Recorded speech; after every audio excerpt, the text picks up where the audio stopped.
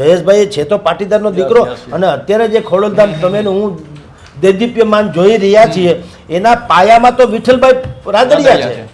એને કારણે ફંડ ભેગું થયેલું જે તે સમયે, કારણ કે એ તો સિંહ એની તો ત્રાડે જુદી હતી. ત્યારે આ જ ખોડલધામના એક ટ્રસ્ટીએ ખોડલધામમાં લોકોને મેસેજીસ કર્યા હતા કે જયેશભાઈને મત આપતા નહીં, એને પૂછવું નથી, એ પોતાને જ પોતે ડાયા સમજે છે. એમાં તો માથાકૂટ છે. આ ગાંડ પણ છે, હું પોતાને બહુ ડાયા સમજું ને એનાથી મોટું કોઈ ગાંડ પણ નથી. હવે એક કોર તમે ભાજપ તરફી સરદાર ધામ, એક કોર કોંગ્રેસ તરફી સરદાર ધામ લ્યો, બોલો હવે આમાં ક્યાં જવું મને કયો? તો ભજીયા ખાઈને હુઈ ન જાય.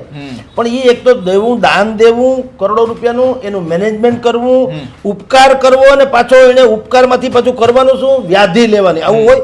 ઊંઘ વેચીને કોઈ ઉજાગરા કરે? આ કરી રહ્યા છે. દાણાપીઠ છે રાજકોટની, નેકરી ઘઉં બાજરાની દુકાનો હોવની છે. ક્યાં કોઈ બથો બથ આવ્યા છે? કાપડ માર્કેટમાં જો નેકરી કાપડની દુકાનો, શાક માર્કેટમાં જો ગલ્લા છે ને, શાક માર્કેટમાં કોઈ એકબીજાને રીંગણા ટમેટા ફેંક્યા સાંભળ્યું? તમે નરેશભાઈને માનો છો ને હું પરેશભાઈને માનું છું. મારી તમારી દીકરીને વાકાત રાહ ક્યાંય પણ ભેગા થતા હોય, આપણે દૂર દૂર ને સગા થતા હોય, તો હવે તમે નરેશભાઈના છો એટલે મારે ડખો થાય કે ઓર ઇસ દિલ મેં ક્યાં રખા હૈ, तेरा ही नाम छुपा रखा है, और चीर के देखे इस दिल में तो दर्द का नाम दवा रखा है. આ દીવાનો છે, આ બધા દીવાના કહેવાય. સર, થોડા ટાઈમ પહેલા આપણે જોઈએ તો જે પાટણમાં પણ જે આપણે જોઈએ જયેશ રાદડિયાએ કહ્યું હતું કે એવા લોકોએ સમાજના અગ્રણીઓમાંથી, એવા લોકોએ સમાજ સેવામાંથી દૂર રહેવું જોઈએ, સમાજને નડવું ન જોઈએ, એ પ્રકારનું જે વાક્ય કહ્યું હતું. અને દર થોડા દિવસે નરેશભાઈ પટેલને લઈને પણ આપણે ચર્ચાઓ થતી રહેતી હોય છે. તો સર, હવે આગામી સમયમાં શું કરી શકાય? ખાસ કરીને અનેક પાટીદારો છે તે અત્યારે અસમંજસમાં હોય છે કે આમાં અમારે શું સમજવું. તો સર, શું કહેશો એને લઈને? આનો ઉપાય તો સાહેબ પેરેશૂટથી જ થાય, ઉપરથી જ થાય. ઝઘડો ઉપર છે, હેઠે છે. તળિયામાં કાંઈ વાંધો નથી, નળિયા ટકે ચડ્યા છે. એટલે તળિયાના લોકોએ તો બિચારે જે એને તો મળે છે, માની લો કે ભલે આ લોકો ઝઘડે તો છે જ, નો ડાઉટ, પણ એના કારણે પણ અહીંયા જો સરદાર ધામ કલ્ચરલ સેન્ટર છે એ બંધ નથી થયું, એની સેવા બંધ નથી થઈ. ખોડલધામમાં ખોરાક પ્રસાદથી માંડીને દર્શન એમાં કંઈ બંધ નથી થયું. બાકીના જેટલા આયામો છે એ બંધ નથી થયા. આ સરદાર ધામ જે હવે નવું બન્યું છે, એણે આની પહેલા નવરાત્રી ગયા વર્ષે પણ નવરાત્રી ઉજવી હતી, ત્યારે ટાઇટલ રાખ્યું હતું સરદાર ધામ નવરાત્રી મહોત્સવ.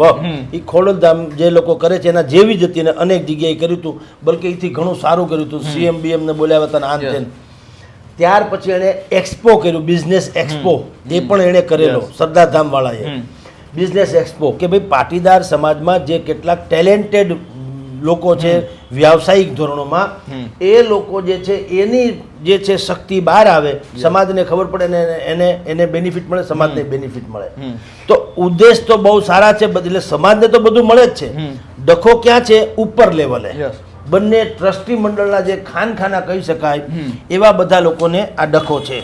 એટલે આપણે કહીએ ને કે ઓર ઇસ દિલ મેં ક્યાં રખા હૈ, तेरा ही नाम छुपा रखा है, और चीर के देखे इस दिल में तो दर्द का नाम दवा रखा है. આ દીવાનો છે, આ બધા દીવાના કહેવાય. દીવાનોને ઇસ દુનિયા મેં દર્દ કા નામ ही દવા રખા है. એને આના વગર મજા નથી આવતી. એને કાંઈક તો દર્દ જોઈએ. સિર્ફ સૈયદ છે તો જીવન ગુજરતા નહીં હે, કુછ તો દર્દ ચાહીએ જિંદગી જીને કે લીએ. આ એના જેવા છે. આ બધાને આવું કંઈક મનોમંથન વગર કે માથાકૂટ વગર ગમતું નહીં હોય. નહીતર કરોડો રૂપિયાના દાન શું માથાકૂટ હતું કે ચિંતા થાય એના માટે આપતા છે? તો ભજીયા ખાઈને હુઈ ન જાય. પણ એ એક તો દેવું, દાન દેવું કરોડો રૂપિયાનું, એનું મેનેજમેન્ટ કરવું, ઉપકાર કરવો, અને પાછો એને ઉપકારમાંથી પાછું કરવાનું શું? વ્યાધિ લેવાની. આવું હોય? ઊંઘ વેચીને કોઈ ઉજાગરા કરે? આ કરી રહ્યા છે ઊંઘ વેચીને. તો એની સમાધાન શું થઈ શકે? એનું સમાધાન તો બાકાયદા ઉપર લેવલે કોઈ સારા સાધુ સંતો મહંતો જેવા વ્યક્તિ કે ભાઈ તમે આ ડખે ચડોમાં ભાઈ સાહેબ, અને કાં કરોમાં. તમે બે સંસ્થા ભેગી થશે. અહીંયા કડકોટમાં સરદાર ધામ બનવાનું છે, 1 કરોડ રૂપિયાના ખર્ચે બનવાનું છે. અત્યારે સરદાર ધામ કલ્ચરલ સેન્ટર તો છે જ.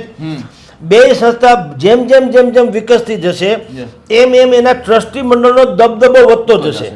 બરાબર? ભાજપ કોંગ્રેસ હોય કે કોઈ પણ પાર્ટી હોય, એ સમજે કે સમાજ ઉપર કોનું પ્રભુત્વ છે, જેનું પ્રભુત્વ છે સરકાર એની તરફ જશે. આપની જાણ ખાતર નરેશભાઈ પટેલની માનસિકતા જે કોંગ્રેસ તરફી હોવાની સાબિત થઈ ચૂકી છે, એ કે ન કે. એટલે આ જે સરદાર ધામ છે એની ભીતરમાં ભૂપેન્દ્રભાઈ પટેલ અનેકો વખત આવી ચૂક્યા છે. એને ટ્રસ્ટી નથી એટલો જ ફેર છે, પણ એટલો જ ઇન્વોલ્વ છે. હવે ભૂપેન્દ્રભાઈ છે એટલે ભાજપ છે તો નક્કી થઈ ગયું.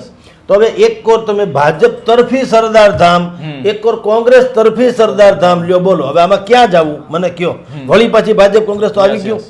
એટલે મેં આપને કીધું કે આનું સોલ્યુશન જે છે એ કોઈ સંત વિભૂતિઓ માણસ જેને બધા લોકો માનતા હોય, ડાયા માણસનો આ સમાજમાં કે સંસારમાં કંઈ કમી નથી, ત્રોટો નથી, પણ હવે એને કોઈ ઓલા છે કે ના જેવું કે સહદેવ જેવું છે, ત્રિકાળ જ્ઞાની છે, કોઈ પૂછે તો થાય ને. હવે કોઈને પૂછવું નથી, એ પોતાને જ પોતે ડાયા સમજે છે, એમાં તો માથાકૂટ છે. આ ગાંડ પણ છે, હું પોતાને બહુ ડાયા સમજું ને એનાથી મોટું કોઈ ગાંડ પણ નથી.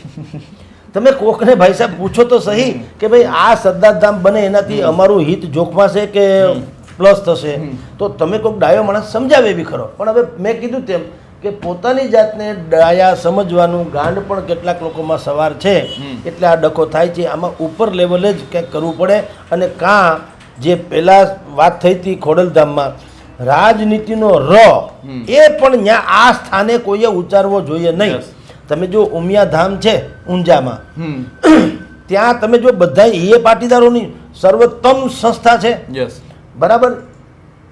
ત્યાં કોઈ પણ આવે, પરસોત્તમ રૂપાલા આવે કે ભાઈ કોંગ્રેસમાં કોઈ પાટીદાર હોય તો તે આવે, ત્યાં રાજકારણનો બોલવાની મનાય. ત્યાં તમામ લોકો આવે, એ કેવા આવે છે? બધા માઈ ભક્ત તરીકે આવે છે, મા ખોડલના સંતાનો તરીકે આવે છે.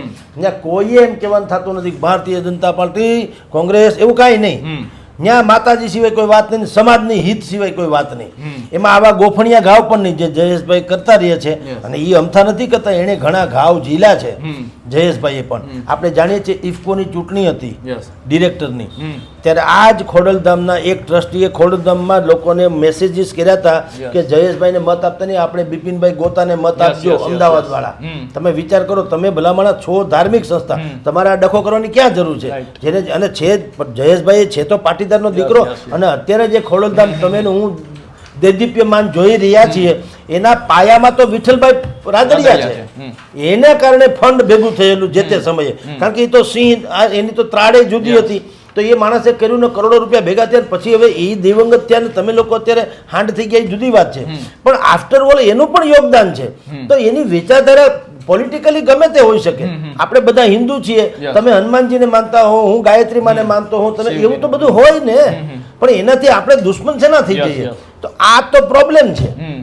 એટલે જયેશભાઈ કે છે વારંવાર કે ભાઈ તમે નડો નહીં. તો મેં જેમ શરૂઆતમાં કીધું ને, શાહબુદ્દીન રાઠોડની પંક્તિ મેં ટાંકીને કે ન નડો તો સેવા છે, અને સાહિત્યની પણ ન લખીને સેવા ઉત્તમ ઘણા લોકો કરી રહ્યા છે. એવી રીતે ઘણાએ ન લખીને જેમ થાય ને એમ ન નડીને સેવા કરવી જોઈએ. એટલે જયેશભાઈએ પણ ગોફણિયા ઘાવ મારવા પડે છે, અને નરેશભાઈએ ખુલાસા કરતા કરવા પડે છે.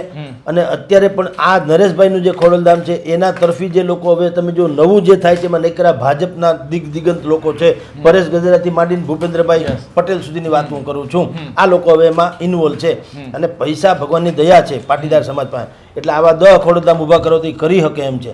પણ એનાથી પાછું આમ તમે જોજો, સમાજને કોઈ નુકસાન નથી હો. બીજી રીતે સમાજને તો બેનિફિટ જ છે, બીજું કોઈ. પણ મનોવૈજ્ઞાનિક રીતે તમારો બધા ગેરલાભ લે, તમારો કઈ રીતે પોલિટિકલી ગેરલાભ લેવાય, કારણ કે તમે અમુક વિચારધારાને માનો છો, તમે અમુક વિચારધારાને માનો છો. હવે તમને તમારા જે નરેશભાઈ જેવા જેટલા લોકો છે, નરેશભાઈ અને એના સમર્થકો, એ જે કોઈ ધંધા રોજગાર કરતા હશે, મને તમને ખબર હોય સરકાર ન હોય એવું તો બને નહીં. એટલે એનામાં એ પાણો નાખી જુએ, શાંત તળાવડીમાં કાંકરી નાખો તો એ વમળો સર્જાઈ જાય. અને આ બાજુ જે પરેશ ગજેરા જેવા જે છે એની, કારણ કે એ પ્રો બીજેપી ગણાશે, ભાજપ તરફી ગણાશે, તો એનું હાહાકાર મચી જશે જ્યાં સુધી ભાજપની સત્તા હશે ત્યાં સુધી. તો એ રીતે સમાજ જે છે ને એનું એક્યતા નહીં જળવાય, એટલે એને સરવાળે નુકસાન થાય, પોલિટિકલી પણ નુકસાન થાય, વ્યવસાયિક રીતે પણ નુકસાન થાય, કારણ કે તમારી ઉપર છાપ લાગી જાય છે. સમાજ ઉપર કોઈની છાપ હોવી જ ન જોઈએ કે આ ફલાણાના ઠીકણાનો. તો એટલા માટે કહું છું કે બધા જે લોકો અત્યારે મનોવૈજ્ઞાનિક લડત લડે છે, બથોબથ નથી આવ્યા એટલો જ ફેર છે, પણ જે મનોવૈજ્ઞાનિક લડત લડે છે એને શાંત પાડવા માટે થઈને કોઈ વિભૂતિ જેને કહી શકાય એવા લોકોએ કહેવું જોઈએ કે ભાઈ તમે અલગ અલગ કરો, નો પ્રોબ્લેમ. સરદાર ધામ કરે છે, અહીંયા તમારું ખોડલધામ છે, તમારી એવી માન્યતા હોય કે ભાઈ અહીંયા અમારું ઇનફ છે, તો સુધારા વધારા થાય એવું કરો, તમે કરો, નો પ્રોબ્લેમ. અને બીજું એક બે આ પાનની દુકાન, એક દુકાનની બાજુમાં બીજી દુકાન માંડે, મેં તો કોઈ ઝઘડતા જોયા નથી. આપણે નેકરી તમે અહીંયા કરિયાણા દાણા પીઠ છે રાજકોટની, નેકરી ઘઉં બાજરાની દુકાનો હોવની છે, ક્યાં કોઈ બથો બથ આવ્યા છે? કાપડ માર્કેટમાં જો નેકરી કાપડની દુકાનો, શાક માર્કેટમાં જો ગલ્લા છે ને, હવે શાક માર્કેટમાં કોઈ એકબીજાને રીંગણા ટમેટા ફેંક્યા સાંભળ્યું મારતા હોય એમ? તમારે લેવા જ લ્યો, બાજુમાં જ લ્યો, ફાવે ને બધા આપણા જ છે ને. હાલો નાના માણસો આપણને શીખવાડે છે, સમજો તો કે નાના નાના માણસો આપણને મોટા મોટા માણસોને કેટલું શીખવાડે છે કે અમારા ગલે ગલે ગલે બધે રીંગણા ટમેટા બરચાવ ધાણા ભાજી ઈ જ મળે છે. પણ તમે જો બધા કે ઓલા કે અહીંથી લો તો અમુક એકબીજા પૈસા આપી દે છે, છૂટા ન હોય તો હાલે હું આપું. તમે વિચાર કરો, ગ્રાહક પાસે છૂટા પૈસા ન હોય તો એ એમ કહે હાલો ઓલા બીજા થડાવાળા કે લાવતો છૂટા, તો એ છૂટા આપે છે, એમ નથી કહેતો ભાઈ તારા ગ્રાહકને હું કામ આપું. તો નાના માણસો પાસેથી આ શીખવા જેવી વાત તો ખરેખર છે. મોટા માણસોએ આવા બખડા કરવાની જરૂર નથી. એનાથી સરવાળે તમને કહું તો સમાજને નુકસાન થતું હોય છે. કારણ કે કુટુંબ, જો સમાજ એટલે શું છે? સમાજ એટલે કુટુંબ છે. દીકરા દીકરીઓ વરતા પરણતા હોય છે. હવે તમે નરેશભાઈને માનો છો ને હું પરેશભાઈને માનું છું, મારે ને તમારી દીકરીને વાકાત રાહ ક્યાંય પણ ભેગા થતા હોય, આપણે દૂર દૂર ને સગા થતા હોય, તો હવે તમે નરેશભાઈના છો એટલે મારે ડખો થાય. તમે જુઓ, જે કુટુંબ એક ભાણે જમતું હોય અને હાથે મઠમ ભેળી કરતા હોય, એ પણ હવે હું એમ કહું કે આ ભાઈ અમારા વેવાય થાય, પણ હવે એમ કે નરેશભાઈ જેવાય અમારે બહુ ઓલું નહીં, એ પણ ખટકો રહીએ. એટલે એ નુકસાન બહુ મોટું છે એમ કહું છું. પૈસા અને ધંધા ને બધું સમજ્યા, પણ સમાજ તો બધી એક રીતે હોય ને, અરસપરસ, તો એમાં બહુ ડખા થઈ જાય છે. એટલા માટે કહું છું કે કોઈક મહાન વિભૂતિઓ જે હોય એને આ શાંત પાડવું જોઈએ કે ભાઈ તમારા પૈસા જે છે એનો તમે સદુપયોગ કરો. લક્ષ્મી છે પૈસા, એટલે એને વેડફવાને ન હોય અને સમાજને એનો ફાયદો થાય એવું કરવું જોઈએ. જી સર, આપનો કિંમતી સમય આપવા બદલ ખૂબ ખૂબ આભાર. તો આ હતા વરિષ્ઠ પત્રકાર ગંજીશ મહેતા સર. અને રાજકોટમાં જે જયંતિભાઈ પર હુમલો થયો પીઆઈ પાંદરિયા દ્વારા, ત્યાં તે ઘટના બાદ જે બે સંસ્થાઓ છે સરદાર ધામ અને ખોડલધામ, તેના પર જે ચર્ચાઓ થઈ રહી છે, ત્યારે સરે જે રીતે વાત કરી કે બંને સંસ્થાઓ જે સેવાકીય કાર્યો કરી રહી છે તેનો ઉદ્દેશ સેવા હોવો જોઈએ, ત્યાં રાજકારણનો રવ પણ ના હોવો જોઈએ. અને સરે જે રીતે વાત કરી કે કોઈને ન નડવું એ પણ એક મોટી સેવા છે, તે ઘણું બધું કહી જાય છે. તો અત્યારે બસ આટલું જ. ફરી મળતા રહીશું વાત ગુજરાતી પર.